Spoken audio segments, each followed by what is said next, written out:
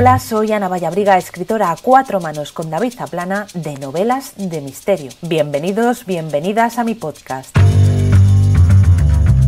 En cada programa charlaré con escritores, escritoras y con profesionales relacionados con el libro y la literatura. Espero que estas conversaciones te resulten inspiradoras, educativas o sorprendentes.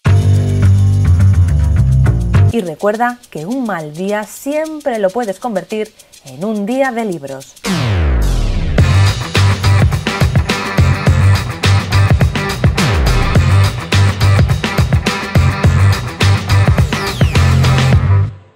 De vez en cuando, algún amigo de un amigo me contacta para preguntarme cómo tiene que mover un libro que ha escrito, pero que aún no ha publicado.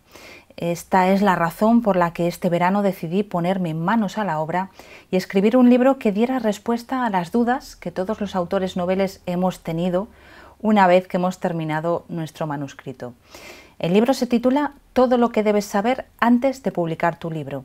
En él hay información sobre las 4 formas de publicación que existen, cómo ponerse en contacto con editoriales y qué libros son los ideales para ser autopublicados. En definitiva, es una guía sobre el mundo editorial que servirá a los escritores para tomar decisiones y aplicar estrategias. El libro está disponible en Amazon. Y ahora sí, comenzamos. Hoy, en un día de libros, vamos a hablar sobre el fenómeno bestseller y para ello está con nosotros el escritor y periodista Sergio Vila San Juan. Bienvenido, Sergio. Hola, ¿cómo estás? Sergio Vila San Juan es licenciado en Historia, miembro de la Real Academia de Buenas Letras de Barcelona y director del suplemento Culturas del diario La Vanguardia. Fue ganador del Premio Nadal en 2013 con su novela titulada Estaba en el aire. Sus últimas obras publicadas son El informe Casabona, una novela a medio camino entre policíaca y crónicas de la ciudad de Barcelona, y Otra Cataluña, 6 siglos de cultura catalana en castellano, ambos libros editados por Destino. Pero el motivo fundamental de que haya invitado a Sergio al podcast es un libro que publicó en 2011, titulado Código Bestseller, las lecturas apasionantes que han marcado nuestra vida. ¿Qué es un bestseller? Un bestseller es un libro que se vende mucho y además se vende muy rápidamente. Yo diferencio bestseller, en este sentido, por ejemplo, de longseller. Si tú coges, por ejemplo, El romancero gitano de Federico García Lorca, es un libro que se ha vendido muchísimo, pero cuando apareció, pues en su primer año de venta, pues igual vendió 500 o 600 ejemplares. Es con el tiempo que ha llegado a vender mucho. Cuando yo me refiero a bestsellers, me refiero a esos libros que de alguna forma se ponen de moda y enseguida encuentran su público, ¿no? Pues en estos momentos, este año, pues estaríamos hablando de Siri, de Pérez Reverte, o de las novelas de Dolores Redondo. Son novelas que salen y rápidamente se venden mucho.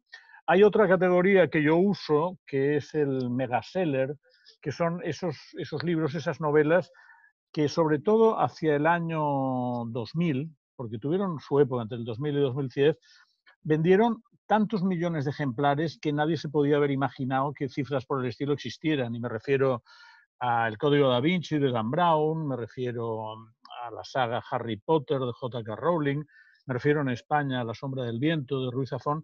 Eran libros megasellers que en un momento de transición, de cambios de gusto, pero de gran distribución, de uso de Internet para el marketing, realmente alcanzaron ventas que hoy día ya serían imposibles, ¿no? En fin, hago estas 3 diferencias: bestseller, longseller y megaseller para entendernos un poquito.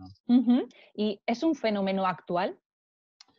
No, a ver, bestsellers los ha habido, no diré siempre, pero vamos, yo me voy, en mi libro me voy a la imprenta, ¿no? Al inicio de la imprenta, y es cuando realmente, en el momento en que tú puedes hacer libros de una forma seriada, ¿no? De que no los tienes que copiar a mano, es cuando realmente puedes ver que se venden más, que los distribuyes mejor, aunque de hecho en la Edad Media todavía podrías ver cuáles eran los libros de más éxito por el número de copias que se hacían de los manuscritos. Pero bueno, esto ya es un tema un poco más complicado. A partir del inicio de la imprenta, hay libros que muy rápidamente funcionan. Y, por ejemplo, quizá el primer gran bestseller moderno es Don Quijote de la Mancha, ¿no? Don Quijote de la Mancha publicado primera parte en 1605, segunda parte en 1615, es un libro que tiene todas las características del bestseller actual. Es un libro que se pone de moda, se habla mucho, se vende muy rápido, se reedita muy rápido, se traduce a varias lenguas muy rápido y tiene tanta éxito que incluso salen imitadores, ¿no? O sea, Don Quijote, que es el gran superventas de inicios del siglo XVII en toda Europa, marca un poco lo que será la tipología del bestseller, incluso a efectos de un tema tan prosaico como son los derechos de autor, porque en Don Quijote, en la parte final, hay un capítulo que está el personaje con Sancho en Barcelona, precisamente, y van a un taller de imprenta, y allí está un impresor con un autor italiano y están discutiendo del tema del copyright, de los derechos de autor, fíjate qué moderno, y discuten si para un autor es mejor vender sus derechos a un editor a cambio de un tanto, o bien esperar y quedarse un tanto por ciento por cada libro, ¿no? Por tanto, Don Quijote ya marca el inicio de lo que hoy entenderíamos un bestseller. Pero hablamos de Don Quijote de la Mancha, nadie pone en duda su calidad literaria, pero lo que está claro es que los bestsellers siempre tienen mala fama, que ha de pasar siglos para que se valoren en lo que valen. Bueno, hay de todo. Yo precisamente cuando escribí Código Bestseller quería combatir un poco esta percepción porque yo creo que no es cierta, ¿no? Tú fíjate que si nos vamos al siglo XIX, ¿no? A los últimos 200 años, ¿no? Lo que es la modernidad, vemos que el autor, el gran bestseller inglés del siglo XIX, por ejemplo, es Charles Dickens, ¿no? Es Dickens. Es el autor más vendido, más comentado. Dickens es un autor a quien nadie en su sano juicio le discute, ¿no? La calidad literaria. Si nos vamos, por ejemplo, a la literatura en lengua castellana del siglo XX, pues el gran bestseller es Cien años de soledad de Gabriel García Márquez, ¿no? Otro libro a quien nadie le discute la calidad literaria. Por tanto, en los bestsellers encontramos un poco de todo. Encontramos libros que son de mucha calidad y otros que son, o consideraríamos, de poca calidad. Luego, un tema en el que yo me he centrado bastante son los bestsellers, que son libros que, dejando aparte esto de la calidad, que siempre es muy discutible, son libros que han ayudado a cambiar la conciencia de la humanidad respecto a temas muy importantes. Por ejemplo, en el siglo XIX tenemos La cabaña del tío Tom, de Harriet Beecher Stowe. Es un libro de la primera mitad del siglo XIX. Es el libro que conciencia a una parte muy importante de Estados Unidos contra el esclavismo. Dice, lanza el mensaje de que el esclavismo es una práctica inmoral y malvada y se considera que es uno de los libros que contribuyeron a desencadenar la guerra de secesión. De hecho, el presidente Lincoln recibe a Harriet Beecher Stowe en la Casa Blanca y le dice, así que usted es esa pequeña señora, era muy bajita, que ha desencadenado este gran conflicto, ¿no? O sea, La cabaña del tío Tom es un gran bestseller que tiene una incidencia tremenda sobre la sociedad. Te pondré dos ejemplos más. Después de la Primera Guerra Mundial se publica en Alemania un libro que se llama Sin novedad en el frente, de Erich Maria Remarque. Es un libro que explica de una forma muy cruda lo que ha significado la guerra, cómo los chicos jóvenes de 17, 18 años los han mandado a las trincheras, han muerto con la mostaza. Es un libro que tiene un gran impacto internacional y que contribuye a una mentalidad muy antimilitarista, ¿no? Y es uno de los primeros libros que los nazis queman cuando llegan al poder, ¿no? Pues este es un bestseller con mucha carga social. El gran bestseller internacional de la segunda mitad de los años 40 y los primeros años 50 es el diario de Ana Frank. El diario de Ana Frank es el testimonio de una chica judía, que se queda encerrada en un piso con la familia en Ámsterdam y durante 2 años, mientras ella crece, se hace adolescente, vive en esta situación de reclusión. Es un libro que estos meses de coronavirus mucha gente lo ha recordado, porque Ana estaba en su casa, no podía salir, con unas personas que eran siempre las mismas. Bueno, pues el diario Ana Frank es un superventas tremebundo, ¿no? Y es un superventas que ha concienciado a mucha gente sobre lo que significa el nazismo, sobre lo que significa la vida en reclusión, etcétera, etcétera. Por tanto, hay muchos tipos de bestsellers. Unos son de entretenimiento, pero otros son de concienciación, ¿no? ¿Han ido cambiando los bestsellers a lo largo de la historia? Han ido cambiando, pero han dejado mucha huella. Es muy difícil decir que hace a un libro bestseller por adelantado, pero es más o menos fácil decirlo a posteriori, ¿no? Yo en mi libro saco conclusiones a posteriori, viendo los libros que han vendido mucho, pues saco algunas conclusiones, ¿no? Por ejemplo, la mayoría de bestsellers pues, son libros claros, son libros de estructura clara, de lenguaje claro, no son libros barrocos ni complicados, o sea, son superventas entre otras cosas porque tienen una gran facilidad para llegar a muchos lectores. Muchos de ellos son obra de periodistas, porque los periodistas tenemos esta, no sé si buena o mala costumbre de escribir con cierta claridad y entregar a tiempo, ¿no? Los bestsellers son libros claros. Los bestsellers en su mayoría son libros positivos, tienen una visión positiva del ser humano, no son libros nihilistas, no son libros destructivos, sino que tienden a transmitir la idea de que el ser humano puede salirse. Y luego son libros, cuando se trata de novelas, que suelen tener una buena dosificación del suspense. Entonces yo, uno de los primeros bestsellers que abordo es Los misterios de París, de Eugenio Sue, que es un libro de 1820 y tantos. Es un gran folletón de misterio, de lo que llamaban los apaches de París, de delincuentes, también de padres que pierden a sus hijos, hijos que pierden a sus padres. Entonces, todo esto, además, Eugenio Sue crea una técnica narrativa que consiste en acabar siempre los capítulos en alto, con una situación muy tensa, ¿no? Pues alguien que se está tirando a una ventana y otro que le coge, para que así la gente, como esto se publicaba pues por día a día en los diarios, para que la gente al día siguiente fuera al diario y comprara la segunda entrega. Bueno, pues estas estructuras narrativas del folletón que usa Eugenio Sue y que se crean, digamos, en la primera mitad del siglo XIX, son las mismas que ahora mismo tú puedes ver en las series de televisión. O sea, las series de televisión cogen las estructuras narrativas del folletón del siglo XIX, que son intrigas donde el suspense se va dosificando, acabar siempre los capítulos en alto para que tengas ganas de pasar al siguiente y recurrir a un tipo de tratamientos que nunca fallan, que es la combinación entre gente de la alta sociedad y delincuentes del arroyo tremebundos.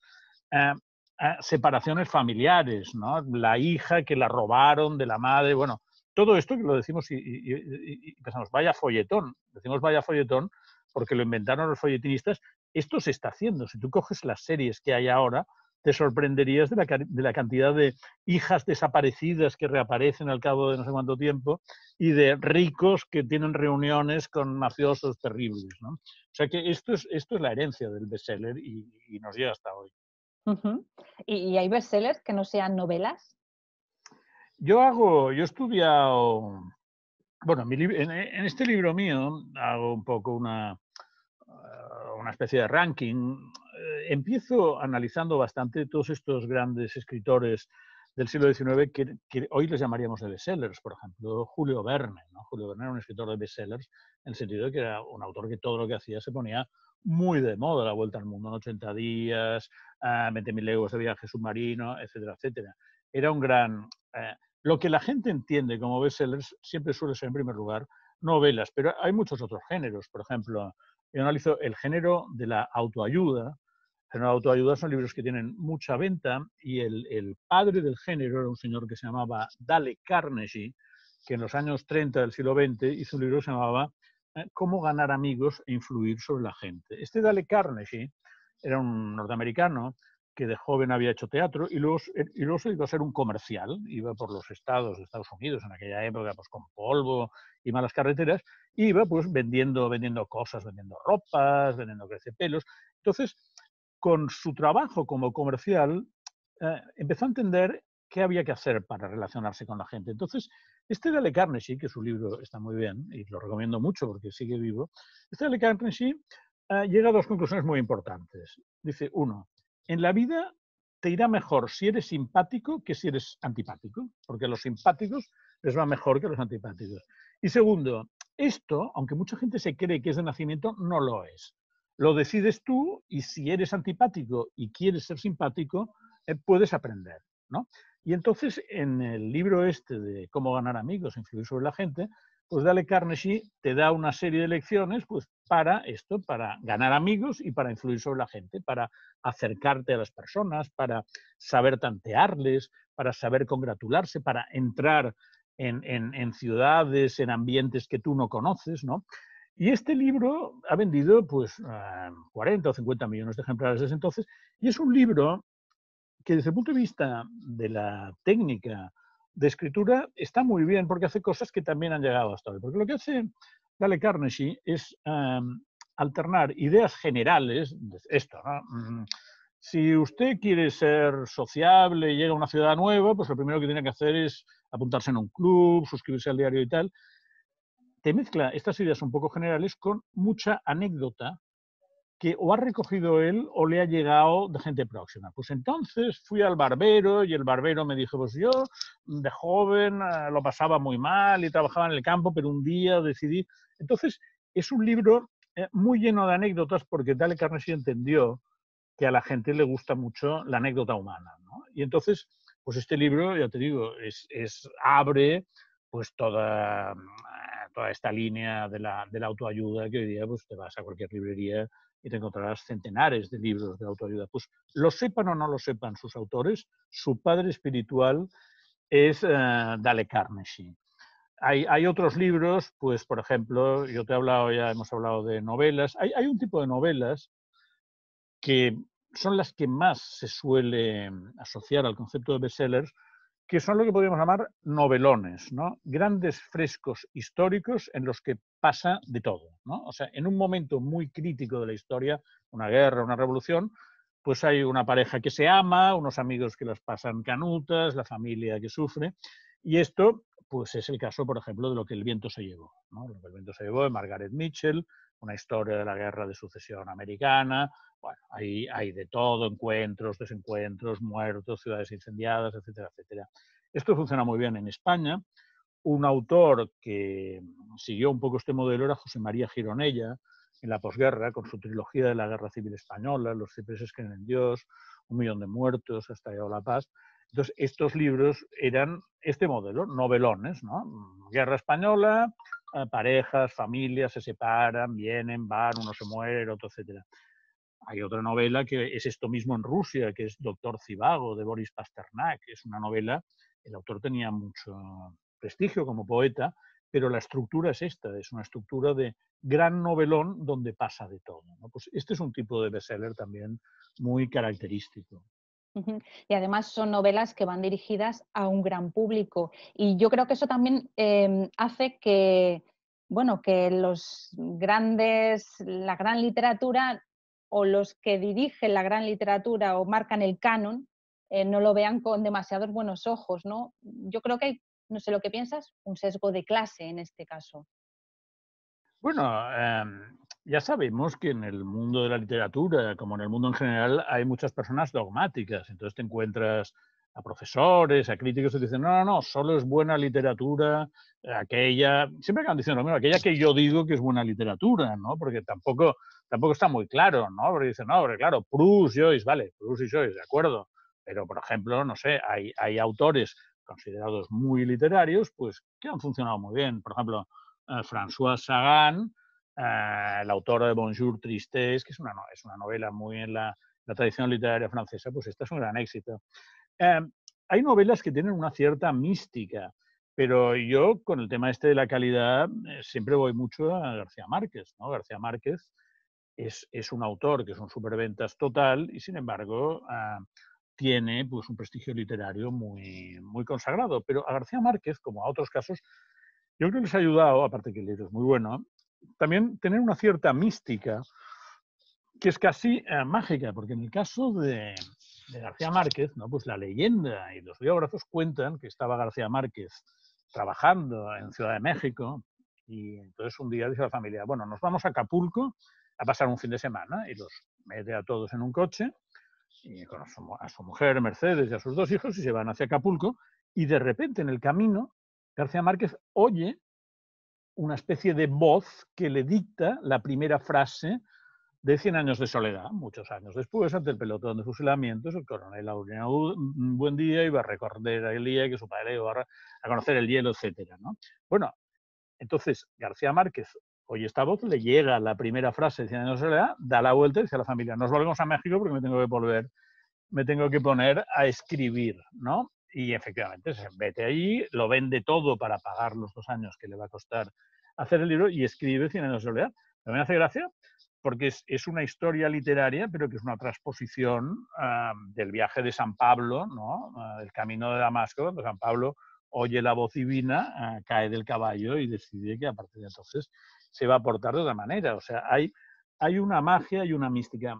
Otro dato interesante, que es que, como te decía, muchos autores de bestseller son o periodistas o publicitarios, gente que viene del mundo de la publicidad. Por ejemplo, García Márquez, cuando se pone con Cien años de soledad, estaba trabajando en un gabinete de publicidad en México. Y yo una vez que tuve la oportunidad de comer con él, con García Márquez, le dije, bueno, ¿y usted? Le dije, cuando estaba en publicidad, ¿qué eslogans hacía? Y me dice, bueno, tal, el otro, pero el que más me gustó era uno que tuvo mucho éxito, que decía, para pan, pan bimbo. Este eslogan, que era muy famoso, resulta que es de García Márquez. Bueno, García Márquez venía de la publicidad como venía de la publicidad mi querido y muy llorado amigo Carlos Ruiz Zafón, ¿no? Que nos ha dejado hace unas semanas y ha sido muy trágico porque era un hombre muy joven. Carlos había pasado por publicidad, trabajaba en Barcelona, trabajaba en publicidad y de hecho le había ido muy bien, era un gran creativo hasta que decide abandonar la publicidad para irse a Los Ángeles y meterse un poco en el mundo del cine, que era lo que le hacía ilusión. ¿Por qué cuento esto? Porque yo creo que en publicidad es uno de los sitios donde aprendes a ser muy conciso, a buscar ideas brillantes, a llegar rápido al lector y a no perder el tiempo, ¿no? Entonces vemos esto, que en muchos casos, o bastantes casos de autores de superventas son publicitarios, son periodistas, por ejemplo, el autor de Chacal y de tantas novelas de política ficción, Frederick Forsyth, a quien también tuve el placer de conocer. Frederick Forsyth pues era un señor que había cubierto como periodista para la agencia Reuters en los años 60 las guerras de África, los atentados contra el general de Gaulle en Francia, bueno, una serie de historias internacionales muy movidas. Entonces él en cierto momento dice, bueno, ya estoy un poco harto de hacer de periodista, y es muy esclavo y aparte se gana poco dinero. Y entonces Frederick Forsyth coge una de las historias que le habían llamado la atención, que es la historia de los sucesivos atentados que la gente de la OAS, el Ejército de Resistencia Argelino, que estaban en contra de la independencia de Argelia, los atentados que habían montado contra el general de Gaulle y que todos habían fracasado, ¿no? Y entonces Forsyth coge la historia de un asesino que entra en Francia por la frontera dispuesto a matar a de Gaulle y cuenta pues todo su itinerario hasta que llega junto al general. Lo que pasa es que es un libro magistral, Chacal, porque, claro, el lector sabe el final, el lector sabe que de Gaulle no murió en ningún atentado. Por tanto, sabemos que ese asesino va a fracasar y, sin embargo, la novela la lees en un estado de absoluta fascinación a ver qué va a pasar, a pesar de que sabes lo que va a pasar, ¿no? Uh-huh. Salvo que haga como Tarantino y algún otro, ¿no? Que de repente cambian el final de la Bueno, historia. sí, pero a Forsyth no se le ocurrió. Sí, sí. Yo creo que Tarantino con esto que ha hecho en su última película ha abierto un filón interesante, porque realmente cuando la acabas de ver dices, hombre, dan ganas de cambiar la historia de muchas cosas que he visto y que me gustaría que transcurriera de otra manera. Creo que ha sido muy, muy inteligente en este caso. Hablando de cifras, ¿cuántos ejemplares hay que vender, al menos en España, para que un libro sea considerado un bestseller? Esto ha cambiado mucho. La cifra simbólica que se monta en Estados Unidos sobre los años 50, que es un momento, después de la Segunda Guerra Mundial, es un momento de mucho éxito de ventas de librerías, es 1 millón de ejemplares, ¿no? 1 millón de ejemplares, que es lo que consiguen pues obras como las de El Valle de las Muñecas, de Jacqueline Susann, o por ejemplo aquel famoso Hombre rico, hombre pobre, de Irving Shaw, que se hizo una serie de televisión. Estos novelones americanos, estos novelones estadounidenses de los años 50 se consideraban que cuando llegaban al 1 millón de ejemplares eran bestsellers de verdad. Todo esto, a partir de los años 80, se dispara, porque empezamos a ponernos en cifras de 6, 7 millones de ejemplares, y llegamos hacia el 2000 a esta cifra que te comentaba antes de los megasellers, que el caso quizá más tremendo es el caso de J.K. Rowling con la saga Harry Potter, que empieza a final de los años 90, hacia el 97-98, y en el 2001-2002 llega a tener hasta 3 y 4 libros a la vez en la lista de bestsellers del New York Times, que es como la Biblia del género, ¿no? Con lo cual J.K. Rowling posiblemente ha vendido pues, 200, 300 millones de ejemplares. Esto es una locura. En España, el autor que más lejos llega en este campo, con un solo libro, que es Ruiz Zafón, vende cerca de 15 millones de ejemplares de La sombra del viento. Te digo con un solo libro porque hay otro escritor importante, que es Arturo Pérez Reverte, que también vende mucho, pero con bastantes libros. O sea, es más digamos, diversificada su venta. Todo esto a partir, te diría, del año 2011-2012, que es cuando la crisis económica llega al mundo editorial, incluso al mundo editorial español, todo esto cae en picado. Porque en España las ventas eran buenas y han bajado mucho, se han puesto posiblemente en la mitad. O sea, en estos momentos, si un libro vende 300.000 ejemplares en España es un gran bestseller. Y si vende pues 1 millón de ejemplares en el mercado internacional, o sea, volvemos un poco a las cifras de hace 50 años. Lo que pasa es que ahora, claro, han entrado nuevas formas de lectura, que es la lectura en formato digital, nuevas formas de distribución, ha entrado Amazon, que hace que en algunos casos sea un poco más complicado de ver exactamente. Ha habido muchísima piratería digital. O sea, es más complicado ahora de ver cuáles son las cifras de un superventas. Uh-huh. ¿Qué importancia tiene la promoción? Y vosotros, los periodistas, desde los suplementos culturales, uno tan importante como el de La Vanguardia, a la hora de ayudar a que se produzca ese fenómeno bestseller con un libro. Bueno, la promoción es muy importante, pero la promoción puede venir de varios lados, porque hay un tipo de promoción, por ejemplo, que es la promoción, lo que llamamos la promoción de los grandes prescriptores, ¿no? Entonces, si una persona muy importante hace publicidad de un libro, ese libro se dispara. En España hay un caso muy conocido que pasó en los años 80, y es cuando Felipe González, entonces presidente del gobierno de España, dijo que a él lo que le gustaba leer eran las memorias de Adriano de Marguerite Yourcenar, que es una novela histórica muy culta, muy refinada, un poco dura. Y entonces de repente ese libro se coloca en las listas de bestsellers españoles, ¿no? De repente se dispara, algo que no había pasado ni en Francia, porque había sido un libro que había ido muy poquito a poco, ¿no? Hay un caso muy divertido que es en los años 30 en Estados Unidos. El presidente Roosevelt se enamora de un libro que es una maravilla, que se llama Horizontes Perdidos, de James Hilton, que es la historia de Shangri-La, la historia de un lugar idílico en el Tíbet donde van a parar unos ingleses porque ha habido un accidente de avión, y allí viven unos lamas que viven 200 años y se han dedicado a salvar la sabiduría del mundo en un mundo en plena transformación y en guerra.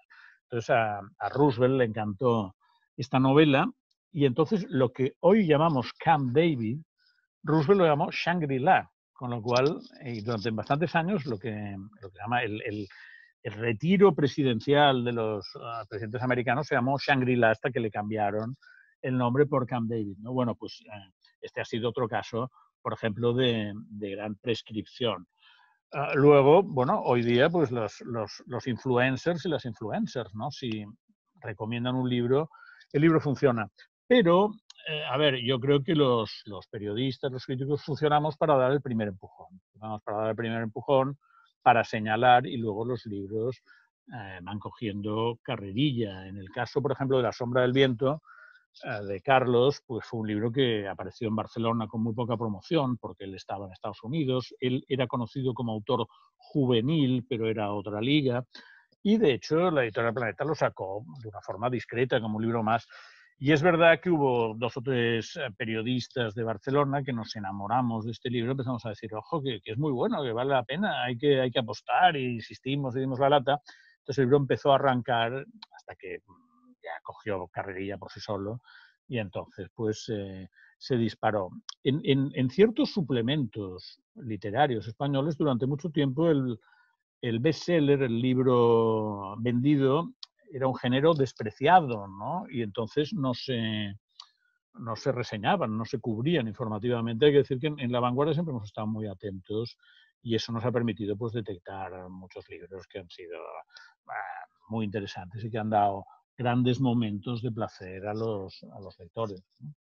Un bestseller, desde luego, solo se puede valorar a posteriori, pero ¿notas tú a veces algún libro de los que te llega que dices, ha sido escrito con pretensiones de convertirse en bestseller? ¿En qué lo notas? Bueno, no, es que, a ver, yo creo que el tema no es de pretensiones, el tema es que hay autores dotados para esto. O sea, hay autores que valen y hay otros que por mucho que lo intenten nunca lo conseguirán. Entonces, cuando un autor es dotado, tú lo notas. O sea, cuando notas que ciertos libros te están transmitiendo con mucha fuerza un universo que es muy interesante y que no es minoritario, sino que es para todos los públicos. Yo te he citado el caso de Ruiz Zafón, pero hay otro caso, por ejemplo, que también para mí fue muy evidente. Yo durante muchos años iba cada año a la Feria de Frankfurt, a la Feria del Libro de Frankfurt, que es este gran zoco internacional muy divertido, pasan muchas cosas, allí se compran, se venden. Y un buen día un editor que conozco mucho, que es Emily Rosales de Destino, dice, oye, hemos contratado un libro de un autor escandinavo que es muy interesante, es medio thriller económico. Le digo, hombre, pues mándamelo cuando lo tengas y me lo miro y a ver, igual podemos hacer algo. Bueno, me lo mandó y realmente me quedé fascinado porque era una historia pues, de un periodista de los países nórdicos que se meten en mil líos, le pasa de todo y tenía una fuerza brutal y hicimos un gran reportaje, mandamos una persona nuestra a Suecia, que era la primera novela de Stieg Larsson, Los hombres que no amaban a las mujeres, ¿no? Y me pasó un poco como en el caso de Zafón. Es que, claro, yo leía aquello y pensé, bueno, es que esto es buenísimo, es interesantísimo, es que esto le llega a cualquiera, hay que explicarlo corriendo porque nadie se va a resistir, ¿no? Y efectivamente ves esto. Entonces yo creo, cuando se dice que ciertos libros tienen voluntad comercial, no es que tengan voluntad comercial, es que son populares de concepción porque responden a autores que tienen, tienen un gran pulmón narrativo, una gran capacidad de explicar bien las cosas, de fabular bien, y con un lenguaje y con un tipo de temas que a la gente le llegan. Cuando estos se ponen de moda, sí que es verdad que luego salen las imitaciones, y las imitaciones sí que son comerciales, sí que son malas y sí que no tienen gracia. O sea, después de Stieg Larsson salieron 2000 obras de novela negra escandinava, pues que la mitad no valían nada. O se pone de moda un libro de vampiros, pues El Crepúsculo, y después de uno de vampiros, pues hay 300.000 más. Claro, el bueno es el primero, porque es el original. Y yo, una cosa que constato es que un bestseller lo es cuando tiene un punto de originalidad. Por ejemplo, ¿a quién se le ocurre que si tú clonas unos restos de huevos de unos animales de hace 3 millones de años, pues te puede volver a salir el bicho? Bueno, pues se le ocurrió a un gran escritor americano que hizo Parque Jurásico, ¿no? Pero claro, es que la idea es muy original, ¿no? Es muy original. Luego el libro te puede salir mejor o peor, pero al que se le ocurre esto ya tiene un talento, ¿no? Por eso yo creo que los grandes superventas no los tienes que mirar o analizar tanto en una clave de calidad literaria estricta desde el punto de vista académico, porque eso, bueno, lo que te valoran es si el libro, si la prosa es buena, si el libro aporta desde el punto de vista del género novelístico, etcétera. Yo creo que hay que mirarlos en clave de qué aportan a nuestra imaginación, qué aportan a nuestra comprensión simbólica del mundo, porque ahí es donde todos estos libros te abren nuevas ventanas, ¿no? Hablabas de que hay autores especialmente dotados, pero a mí me llama la atención cuando a veces se produce el fenómeno de que hay un autor que tiene un gran éxito y no se vuelve a saber. Por ejemplo, a mí me llama mucho la atención el caso de David Monteagudo y su novela Fin, que en 2009 pues, fue un éxito rotundo, con película incluida, y sin embargo, de David Monteagudo sabemos poco hoy en día. Digo él, pero hay otros casos. Sí, eso es un fenómeno en sí mismo, es lo que llaman el one man shot, ¿no? O one woman shot, o sea, un solo disparo, y esto pasa en el mundo del libro como pasa en el mundo de la música. Estos cantantes que han tenido un gran éxito y no han vuelto a saber. De todas formas, vamos a decir que primero es gente que han tenido un gran éxito, que ya es mucho más que la inmensa mayoría, o sea que no está mal, lo difícil es volver. Pero sí, hay bastantes casos. Yo tengo en mi libro, pues, Bueno, lo que pasa es verdad que la mayoría de los que son buenos reinciden, ¿no? Pienso, por ejemplo, en el autor de Juan Salvador Gaviota, ¿no? Este tipo, que es otro subgénero, este tipo de fábulas un poco poéticas, un poco simbólicas, que esto ha funcionado mucho. Juan Salvador Gaviota, El Principito, El Alquimista, etcétera. En el caso de Monteagudo, pues es verdad, bueno, él ha seguido trabajando, le ha pasado un poco como a Pablo Tusset, el autor de Lo mejor que le puede pasar a un croissant, ¿no? Tuvo un gran éxito con su primer libro y luego los demás no han funcionado tanto. Y bueno, es que yo creo que esto de hacer como superventas es una cuestión muy mágica. En cierto momento, pues tienes todos los factores en la cabeza, te ponen y te salen y a lo mejor no te vuelve a salir nunca más. Es así. Es curioso y también muy frustrante, supongo, ¿no? Para los autores.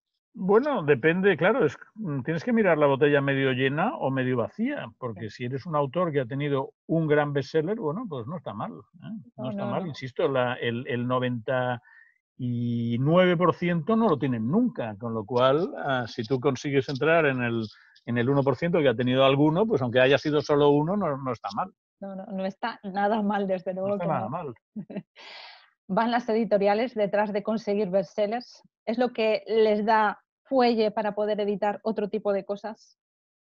Sí, sí, claro. Además, esto en época de crisis se ve mucho, ¿no? Los editores ahora están apostando mucho en sus autores más sólidos, los que son más comerciales, los que llegan más al público, porque en estos momentos el mundo del libro lo está pasando mal y es muy importante a fin de temporada que las cuentas cuadren, ¿no? En este sentido, había un autor que era muy contestatario, pero muy inteligente, que era Juan Goytisolo, que le decían, ¿y usted qué opina de esta porquería de los bestsellers? Tal? Dice, pero ¿cómo me voy a meter yo con esto si son los que permiten que gracias a ello mis libros salgan y encima me paguen por ello? ¿No? Pues Goytisolo lo tenía claro, ¿no? Una editorial necesita unos libros que vendan mucho para poder hacer otros que tienen otro tipo de objetivos, que tienen otro tipo de compromiso, que muchas veces es muy legítimo, ¿no? Que un escritor quiera ser fiel a un mundo pues más difícil, con unas estrategias literarias mucho más minoritarias, ¿no? Pero claro, para que esto funcione, para que se pueda imprimir, distribuir, todo esto es muy caro, pues hace falta que otros permitan que la máquina vaya engrasándose, ¿no? y vaya circulando.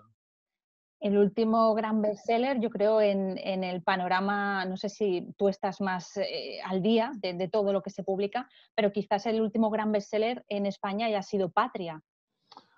En España el último gran bestseller imprevisto ha sido Patria, pero yo creo, por ejemplo, Pérez Reverte es un bestseller permanente. Este año ha colocado 2 libros que los han funcionado, bueno, en el último año y medio, Una historia de España y Sidi. Dolores Redondo también ha sido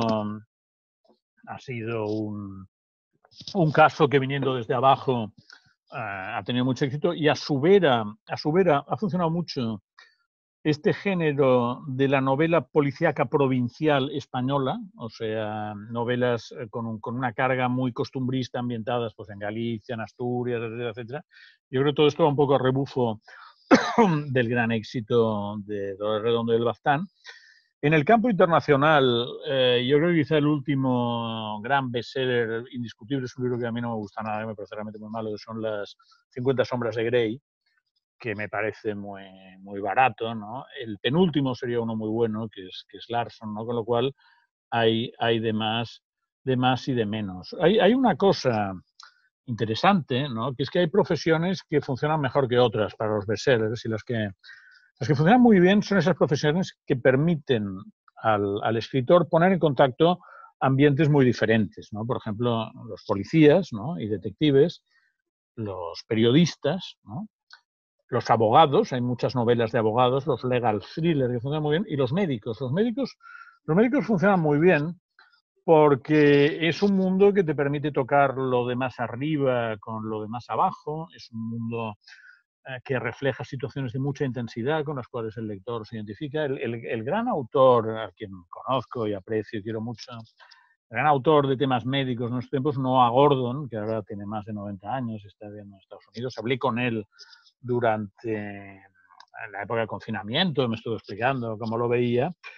Noah Gordon, que fue periodista, que era periodista que trataba los temas médicos y científicos, pues este hombre ha conseguido, como nadie, explicar muy bien pues, los procedimientos médicos, cómo funcionan.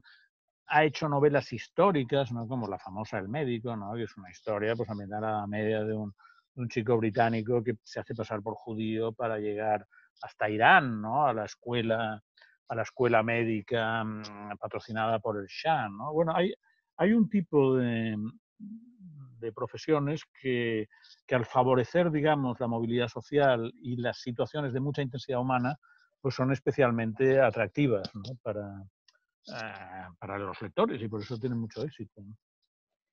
¿Crees que hay algún método para convertirse en escritor de bestsellers?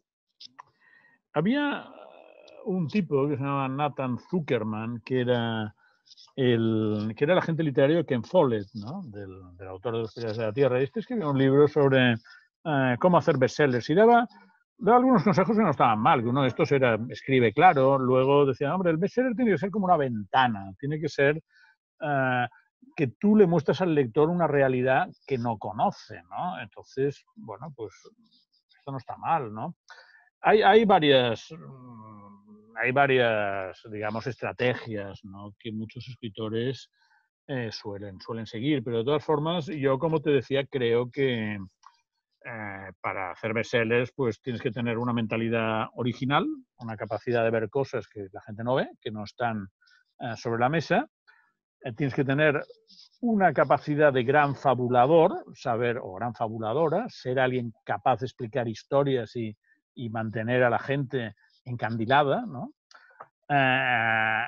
Y tienes que aprender algunas técnicas narrativas y luego encima, si eres buen comunicador, mejor, porque el marketing ayuda, ¿no? Pero al final la cuestión es que tengas un universo propio y seas capaz de explicarlo de una forma atractiva, ¿no?